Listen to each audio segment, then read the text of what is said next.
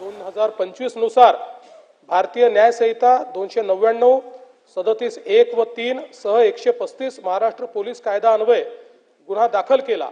दुपारी 3:09 हा गुन्हा दाखल झाला। यानंतर सायंकाळी एक अफवा अशी पसरवली गेली की सकाळच्या आंदोलनात जी प्रतिकात्मक कबर जाळली त्याच्या कापडावर धार्मिक मजकूर होता। अत्तरोळमधील नमाज आटोपून 200 ते 250 चा जमाव हा त्या ठिकाणी तयार झाला आणि नारे देऊ लागला। याच लोकांनी आग लावून टाकू असे हिंसक बोलणे प्रारंभ केल्याने पोलिसांनी त्या ठिकाणी बळाचा वापर केला।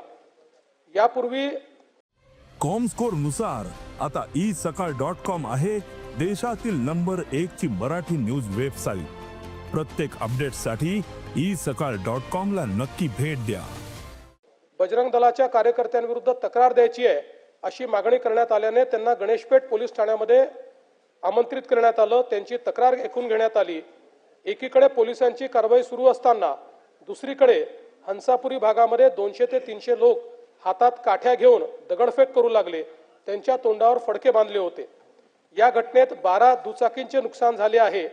या घटनेमध्ये काही लोकांवर घातक शस्त्राने हल्ला करण्यात आलेला आहे।